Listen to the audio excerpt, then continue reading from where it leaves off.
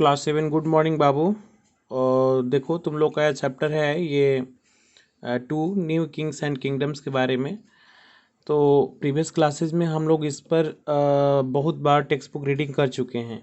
तो आज हम 2 वॉल्यूम में इसको वीडियो को भेजूंगा यहाँ से, और तुम्हें जानने और समझने में बहुत सुविधा होगी। इसके अलावे भी अच्छे से वीडियो में इसमें सेंड कर दे रहा हूँ सारा कंटेंट। फिर भी कोई दिक्कत आएगी तो फिर बात करना तुम हमसे, उसको मैं दूर कर दूंगा। तो देखो, ये मैंने तुम लोग को बताया था ऑलरेडी पहले ही कि जब हर्षवर्धन और पुलकेशिन द्वितीय क्लास 6 में तुम लोगों ने पढ़ा होगा, वो लास्ट तुम्हारे हिंदू शासन का था। और वहाँ से 712 के आसपास में ना मोहम्मद बिन कासिम का अटैक हमारा भारत पर होता है, जहाँ से इस्लाम का प्रभाव प्रारंभ हो चुका होता है। तो देखो 712-13 से ले करके, है ना, 1206, यानी कि तुम्हारा उसमें ये क्या कहते हैं, जब तक दिल्ली सल्तनत में ये स्लैब डायनेस्टी का एस्टेब्लिशमेंट नहीं होती है, उसके बीच में जो भी लुटेरे आए, चाहे वो मोहम्मद बिन कासिम हो, ये तैमूर लंग हो, ये गजनी हो, गौरी हो, ये सब आए, लूट के चले गए, है ना। गौरी कुछ हद तक स्टेबल होने का प्रयास किया, अपने स्लैब के साथ में यहाँ पर आना प्रारंभ किया था, और वही स्लैब ने स्लैब डायनेस्टी की नींव भी कहीं ना कहीं रखी थी। तो देखो, उसके बीच में मैंने तुमको बताया था कि जब कभी भी सेंट्रल पावर वीक होता है ना, यानी कि केंद्रीय शक्तियाँ जब कमज़ोर पड़ती है, तो छोटे मोटे जो मतलब प्रोमिनेंट और जो थोड़ा सा स्वाभिमान से सेल्फ रेस्पेक्ट वाले जो डायनेस्टी हमारी होती है, वो अपने आप को ना कभी इंडिपेंडेंट घोषित करते हैं। तो इसमें क्या था कि हिंदुओं का देश था हिंदुस्तान, आज भी हिंदुस्तान ही इसको हम लोग बोलते हैं, क्योंकि एकमात्र वर्ल्ड में देश है हिंदुओं का देश हिंदुस्तान। अलग बात है कि सभी जाति धर्म संप्रदाय के लोग यहाँ पर रहते हैं, लेकिन इसकी पहचान हमारी हिंदुओं से थी। तो हिंदुओं में तुम लोगों ने ये प्रीवियस क्लासेस में पढ़ा होगा, या इसमें जब हम भक्ति मोमेंट पढ़ाएंगे तो तुमको बताएंगे कि इसमें कैसे शिव की उपासना करने वाले नयनार कहलाए, अलवार कहलाए, विष्णु की उपासना करने वाले, कृष्ण की उपासना करने वाले, दशावतारों की चर्चा इसमें की गई है। या रामायण और महाभारत की कहानी थोड़ी बहुत तुमने पढ़ा भी होगा प्रीवियस क्लासेस में, ऐसा। तो इसमें है क्या कि जितने भी शासक थे, मतलब जो रूलर थे, वो मैक्सिमम हमारे हिंदू थे। इनका टकराव मुसलमानों से ज़रूर हुआ, लेकिन जो नेटिव रूलर थे हमारे ना उसके आसपास के क्षेत्रों में, तो वो हमारे ये सारे शासक हमारे हिंदू शासक हुआ करते थे। वो बाहर से इस्लामिक लोग आए और यहाँ पर आकर के अटैक करना प्रारंभ कर दिया, और हमारी गलतियों का कहीं ना कहीं फ़ायदा उठाया उन्होंने, अपने आप को ने यहाँ पर स्टेबल कर दिया। तो देखो, इस चैप्टर में हम लोग commonly rise of the new kingdoms के बारे में पढ़ेंगे, जिसमें राजपूताना की चर्चा होगी, जिसके बारे में चर्चा किया भी था। सन एंड मून ओरिजिन की बात इसमें की गई है, जिसमें हमने प्रीवियस क्लासेस में तुम लोग को बताया भी था कि सूर्यवंशीय और चंद्रवंशीय। सूर्यवंशीय जो थे ना, उनको श्रेष्ठ माना जाता था, और चंद्रवंशीय जो थे वो उनको थोड़ा निम्न माना जाता था। इसके बाद में प्रतिहार डायनेस्टी, ये नॉर्दर्न इंडिया का है, हमारा गुजरात वगैरह का और राजस्थान क्षेत्रों का। इसके बाद में तुम्हारा पाला बंगाल में हो गए, इसमें दिए हुए भी बिहार एंड बंगाल का, अगर बुक आप अच्छे से पढ़े होंगे तो आपको समझ में आएगा। Rashtrakuta, royal family of the Latur, ये नीचे महाराष्ट्र और उसके नीचे वाले क्षेत्रों में हो जाएंगे हमारे। ट्रेड एंड क्राफ्ट्समैन, उस समय के गिल्ड्स, व्यापारियों का समूह हमारा होता है। और केस स्टडी में तुम्हारा एक चोला का दिए हुए है, साउथ इंडिया का ही हमारा, ठीक है। तो हम लोग इसको 2 वॉल्यूम में वीडियो बना रहे हैं, तो मैं चाहूँगा कि एक में इंट्रोडक्शन कम, इसमें अगला फेज हो जाए, और दूसरे में तुम्हारा चोला को एक जगह इकट्ठे मैं कर दूंगा। तो देखो, इसमें दिए हुए भी है, तुमने पढ़ा भी होगा। Rajput are divided into the solar and the lunar races of this, claiming to the come from the great fire, है ना, near Ajmer, and the Rajputa habit to the eating meat except meat. गाय का नहीं खाते थे वो, मीट मांस खाते हैं राजपूताना लोग। And other trial suggest to the both origin from the ऐसा। तो वो तो अभी वर्तमान के ना सब खाने लगे मीट वगैरह। पहले तुम्हारा जो क्षत्रिय थे वो इस तरीका का सेवन नहीं करते थे, ये निकृष्ट माना जाता था मांस का सेवन वगैरह करना। तो देखो, इसमें दिए हुए है, राजा का बेटा जो था ना, संस्कृत में इसको राजपुत्रा कहा गया, राजपुत्रा से ही राजपूती, इटिमोलॉजिकली वर्ड मीनिंग तुम्हारा इसको यहाँ पर दिखाने का प्रयास हमारा कर रहा है। तो देखो, स्पष्ट तौर पर यहाँ दिए हुए कि 8th सेंचुरी से लेकर के 12th सेंचुरी, जो क्रोनोलॉजी मैं तुमको बार बार बता रहा हूँ, ठीक है। इसको हम लोग अर्ली मेडाइवल पीरियड भी कहते हैं। ठीक है, इसमें देखो अर्ली मेडाइवल पीरियड सिर्फ टाइम क्रोनो सब बना हुआ, अगर आपके दिमाग में ये कंसेप्ट बैठा हुआ होगा तो आपको बहुत अच्छे से समझ में आएगा। जिनको नहीं समझ में आएगा वो कहीं ना कहीं वो पीछे की पढ़ाई को ना वो आगे नहीं लेके जा रहे हैं, है ना, यही दिक्कत आ रही है। सारा कंटेंट को सुरक्षित रखिए। डिजिटल क्लासरूम में जो भी हम लोग प्रोवाइड कर रहे हैं वो पॉसिबल नहीं है उसमें लगातार रख पाना फ़ोन में, तो उसको आप क्या करें ना कि पेज में लिख लें। तो देखो इसमें दिए हुए हैं कि सूर्यवंशा है ना, जो अपने आप को सन गॉड का जो वंशज मानते थे और मून गॉड को जो मानते थे वो चंद्रवंशी कहला। इसके बाद में सहमानाज भी थे जो चौहान हुए, जो वही पृथ्वीराज तृतीय यानी कि पृथ्वीराज चौहान की जो बातें हमारी की गई हैं। तो नेक्स्ट देखो rise of the new kingdom में तीन उसमें सामंताज हो गए, महासामंताज हो गए, राणा रावत, ये सब क्षत्रिय लोग ही हैं। राणा रावत ये सब पहले शायद टाइटल हुआ करता था। सामंत जो भूमि का मालिक होता था उसको सामंताज कहते हैं, फ्यूडल भी कहते हैं इसको इंग्लिश में। और महासामंताज जो है ना वो सामंतों के सामंत हुआ करते थे, जो कि ज़मीन के एक बहुत बड़े मालिक होते थे। और देखो इसमें दे भी रहा है कि उनके पास में प्रॉपर्टी और पावर था, वेल्थ था, और इंडिपेंडेंट फ्रॉम दी देर। वो कभी नहीं, अब कोई बहुत पावरफुल आदमी आकर के उसको ना परमानेंटली एक्सेप्ट करा दिया तो वो एक्सेप्ट कर लेता था, लेकिन उन लोग का अंदर से ना विचार नहीं था। फ्रीडम सबको पसंद है, पशु को भी पसंद है, इंसान तो इंसान है। अगर जानवर को अगर तुम जो भी रस्सी में बांध के रखते हो, अगर रस्सी को खोल दो तो देखो कहाँ कहाँ घूम के आएगा, या आएगा भी नहीं ऐसा। तो फ्रीडम सबको पसंद है। तो ये लोग तो खैर बड़े और पावरफुल लोग तो कभी किसी के अंडर में रह ही नहीं सकते हैं, उनका तो एक अपना प्रभाव अलग होता है, वर्चस्व उनका होता है। तो देखो उसी संदर्भ में ये बातें की गई है जिसमें राष्ट्रकूटा का है, चालुक्य का है। मतलब राष्ट्रकूटा चालुक्य से इंट्रोडक्शन है मेन राष्ट्रकूटा के बारे में, जो कि ये ट्राइपार्टी जो हमारा स्ट्रगल हुआ था उसके बारे में। तीन हमारे मेन डायनेस्टी थी, इसको पढ़ोगे तो तुमको पता चल जाएगा। एक साउथ इंडिया में राष्ट्रकूट थे, इसके बाद में तुम्हारा ये राजस्थान और गुजरात के क्षेत्रों में तुम्हारा गुर्जर प्रतिहार था, गुर्जर प्रतिहार इसमें दिए हुए हैं। और तीसरा था हमारा पालाज डायनेस्टी, पालाज हो गए जो उसमें गोपाल हुए, धर्मपाल हुए, है ना, शिशुपाल हुए। तो मैं यहाँ थोड़ा सा एक मैप भेजूंगा अभी, और इसमें मैप तुम देख भी लो। देखो ये इसमें लिखा हुआ है कि 12वीं शताब्दी ईस्वी का भारत, तुम्हारे बुक में बहुत थोड़ा सा दिए हुए है, इसको देख लीजिए। ये यहाँ पर थोड़ा सा खाली साउथ इंडिया का ही तुमको दिखाया है। देखो the king of the Deccan in the south India 700 to 1200, ठीक है। लेकिन मैं पूरे भारत का एक मैप तुमको देने का प्रयास कर रहा हूँ। इसमें चोला का भी तुम्हारा थोड़ा सा दिखाया है, ये भी देख लो, तुम्हारे बुक में ही है ना। तो इस तरीके से यहाँ पर मैं पूरा कंप्लीट है एक 12वीं शताब्दी का भारत का पूरा दिखा रहा हूँ। देखो यहाँ पर पांड्य हो गए, है ना, चोल हो गए, चालुक्य हो गए, यहीं पर तुम्हारा राष्ट्रकूटाज हो जाएंगे हमारे। फिर इसके बाद में ये देखो चौहान अजमेर और दिल्ली के आसपास के क्षेत्रों में जो दिखाया गया था, और ये रीजन तुम्हारा था ये गुर्जर प्रतिहारों के लिए था हमारा।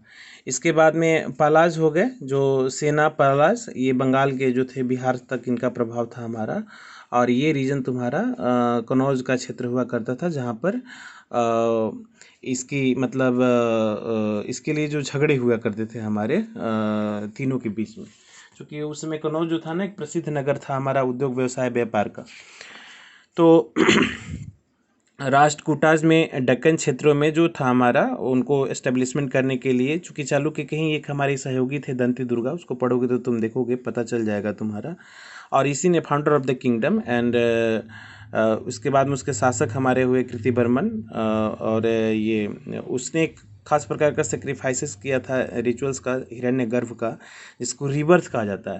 तो हमारे यहाँ भी देखोगे रीबर्थ को, पुनर्जन्म, उपनयन संस्कार और तमाम प्रकार के ऐसी जो ये गुरु ज्ञान लेने की जो परंपरा हमारे यहाँ मगध क्षेत्रों में भी तुमको पाटलिपुत्र में भी देखने को मिलता था।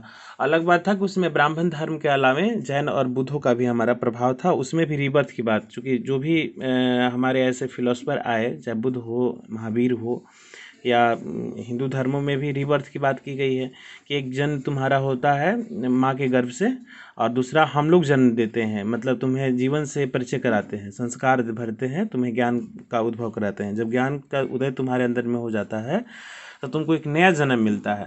उसको रीबर्थ हम लोग कहते हैं। तो ये भी उस सेक्रीफाइसेस का हमारा वही मतलब होता है, रीबर्थ करना, है ना। और ये उसमें राष्ट्रकूटास का दिखा रहा है कि reach tier the highest under their the ruler of the Amoghavarsha, उसके शासक में अमोघवर्ष ने बहुत उसको आगे बढ़ाया था राष्ट्रकूटास को। गुर्जर प्रतिहारा जो था गुजरात और राजस्थान के क्षेत्रों में था हमारा फैला हुआ। और इसके बाद में उसमें सबसे जो स्ट्रॉन्ग शासक था मिहिर भोज था रूलर। और ये कनौज को ना कंक्वेर, यानी कि वो वहाँ पर उसी के लिए झगड़े होते थे हमारे। इसके बाद में ये कठियावाड़ टू बिहार यहाँ तक फैला हुआ था इसका। और इधर बंगाल से लेकर के बिहार तक तुम्हारा फैला हुआ था पालाज का। इसमें पाला का तुम देखोगे फाउंडर गोपाला थे। कैपिटल ऑफ द पाटलिपुत्रा इनका हुआ करता था। और dominated eastern and the north in India till the middle of the 9th century. The great king of the Palas dynasty was Gopalas. Gopal का जो बेटा था सबसे बड़ा प्रतापी राजा था इसका, सबसे फेमस था धर्मपाला, जिसने तिब्बत क्षेत्रों को भी उसमें जिक्र किया गया है। And Palas were patrons of the Buddhism. इसने बुद्धिज्म को बढ़ावा दिया था। और धर्मपाला ने फेमस विक्रमशिला विश्वविद्यालय जो भागलपुर में है उसको इस्टेब्लिशमेंट किया था। And also has stayed to the link with South East Asia. Devapala was the last powerful ruler of the Palas dynasty. During this region the kingdoms extended till ये प्रयाग असम के क्षेत्रों में तुम्हारा है। प्रगुत से ये प्रयाग ज्योतिषपुर है असम में, parts of the Orissa and the parts of the modern Nepal में भी थोड़ा बहुत इसका प्रभाव था हमारा पाला डायनेस्टी का।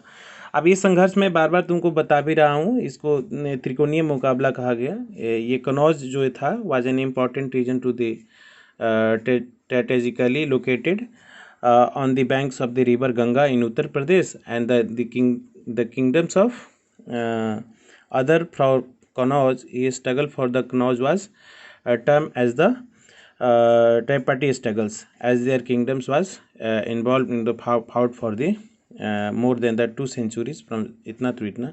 इसके बीच में इनकी लड़ाई हुई थी। उसके पीछे की रीजन था, मैंने तुमको बताया था। कनौज उस समय हिस्टोरिकल पॉइंट ऑफ व्यू से, कल्चरल पॉइंट ऑफ व्यू से और इकोनॉमिकल पॉइंट ऑफ व्यू से एक बहुत इंपॉर्टेंट शहर, जिससे कि एक बार कभी पाटलिपुत्र था हमारा पटना, जैसे आज तुम्हारा दिल्ली है। अरे मान के चलो कि आज किसी भी सेंट्रल पावर को भी करना है तो दिल्ली में मोदी न मिलेंगे, उनको हराना है। तो उसी तरीके से कनौज जो था हमारा उद्योग व्यापार व्यवसाय का हमारा एक बहुत बड़ा केंद्र था, उसको हड़पने की एक होड़ मची हुई थी। और सारे किंगडम्स ने अपने समय में बहुत ज़्यादा काम किया था, टेरिटोरीज को फैलाना था, इंक्रीजिंग देयर, अपने खजाने को भरना था, यही उसका कारण था। And they often choose to the target temples which were sometimes extremely rich. मंदिरों को भी अटैक करते थे हमारा। मंदिरों का तो एक पूरा इतिहास रहा, देखो इसमें तुर्क सुल्तान का दिया है, मोहम्मद गजनी का, जिसने 997 से लेकर के 1030 तक भारत पर शासन किया। और 1000 से लेकर के 1026 के बीच में कम से कम 17 बार, है ना, उसने अटैक किया था, जिसमें उसने सोमनाथ मंदिर को भी लूटा था। सोमनाथ मंदिर को लूटने के प्रकरण में ऐसा एक अलबरूनी के उसका जो हिस्टोरियन था हमारा, उसके दरबार में कोर्ट हिस्टोरियन था, जिसने किताबुल हिंद लिखा था। 10,000 मतलब गधों पर हीरे जवाहरात वगैरह लेकर के गया था सोमनाथ टेम्पल वगैरह से, इतना ज़्यादा लूट मचाया था उसने।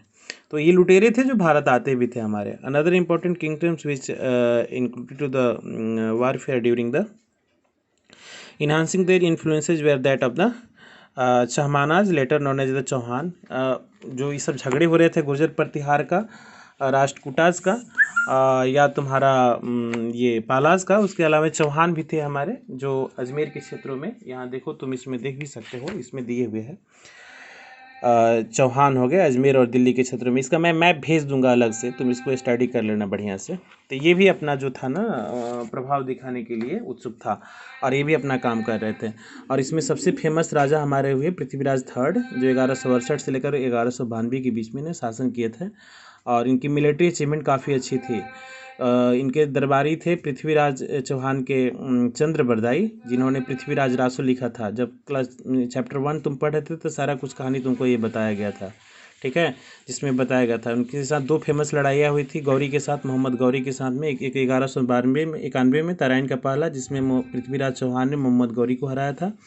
और एक 1192 में, जिसमें पृथ्वीराज चौहान को ना हारना पड़ा मोहम्मद गौरी से। इस तरीके से चौहान डायनेस्टी का हमारा अंत यहीं पर हो जाता है।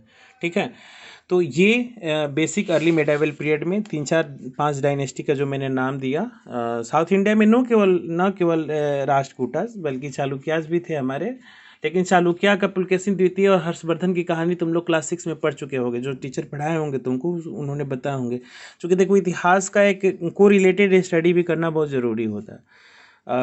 इसके ये पल्लव भी थे डायनेस्टी वहाँ पर, हमारा बेंगी था, सोलंकी था, ऐसा नॉर्दर्न इंडिया में भी तुम्हारा चौहान था, गुर्जर प्रतिहार थे, बहुत सारे डायनेस्टी जो। लेकिन जो इम्पोर्टेंट डायनेस्टी का जो जिक्र तुम्हारा इसमें किए हुए है वो तुमको मैंने यहाँ पर बता दिया, क्योंकि 7 क्लास के स्टैंडर्ड के अकॉर्डिंगली इतना इनफ है, इतना आप जाने उसका। ऐसे करके मैं एक बार फिर से इस दोनों को इसमें भी मैप में धीरे से स्लोली कर देता हूँ, तुम देख लेना इसको, और रोक करके मैं फ़ोटो भी भेज दूंगा इसका। ठीक है, ये पूरा भारत है, 12वीं शताब्दी ईस्वी का भारत है, इसको आप देख सकते हैं। ये देखो, यही चोल है। अगला जो हम लोग का पढ़ना है चोल डायनेस्टी का, यही है। तो इस वीडियो में मैंने यहीं तक इसको रोकता हूँ, और अगला एक वीडियो मैं बना रहा हूँ चोला डायनेस्टी पर, जो केस स्टडी के तौर पर तुम्हारे सामने तुम्हारे बुक में दिए हुए हैं, साउथ इंडिया का चोल डायनेस्टी का, जो ये तुम देख सकते हो। वही मैप है, थोड़ा सा नीचे करके इसको बनाए हुए है, और इसका विस्तार देख रहे हो ना कितना बड़ा है, चोला डायनेस्टी का, जो नेवी रूट को भी ना फॉर्म किया था हमारा।